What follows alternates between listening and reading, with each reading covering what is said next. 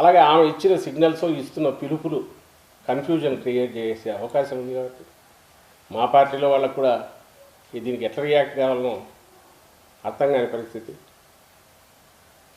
ఎందుకంటే ఒకప్పుడు ఒక కుటుంబ సభ్యురాలుగా తన అన్నకు సపోర్ట్ అవసరమైనప్పుడు ఆమె కూడా పార్టీ దీంట్లో పార్టిసిపేట్ చేసిన నాయకురాలుగా ఉండేవాళ్ళు కాబట్టి సహజంగానే ఏమైనా మాట్లాడాలన్నా కూడా హెసిటేట్ చేసేవాళ్ళు. కానీ ఆమె మాత్రం నేరుగా జగన్ రెడ్డి అన్నారు, నీ ఎంత అన్నారు.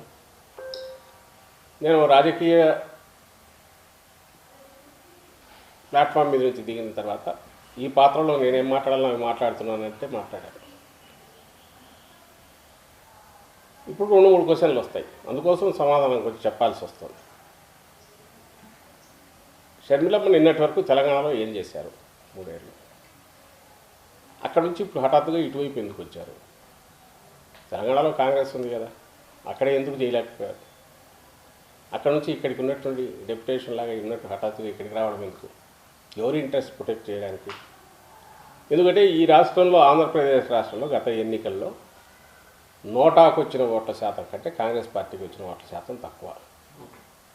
నాకు తెలిసి 1.28% ఎంతో నోటా వస్తే 1.17% కాంగ్రెస్ పార్టీకి పోలయ్యాయి ఈ రాష్ట్రంలో, ఆంధ్రప్రదేశ్ రాష్ట్రంలో 19 ఎన్నికలు. మరి ఆ పార్టీ తరఫున వచ్చి రాహుల్ గాంధీ గారిని ప్రధాని చేయాలనే లక్ష్యంతో ఆ పార్టీకి వచ్చి ఇక్కడొచ్చి ఆమె చేయగలిగింది ఏమన్నా?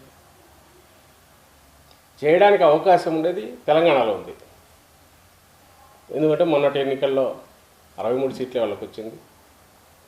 అత్యవసర దీంతో బయట ఉన్నారు. రాజశేఖర రెడ్డి గారికి అక్కడ కూడా బాగా పేరు ఉంది. ఆ రాజశేఖర రెడ్డి గారి పేరు కాంగ్రెస్ నాయకులు కూడా అక్కడ యథేచ్ఛగా వాడుకున్నారు మొన్న ఎన్నికల్లో.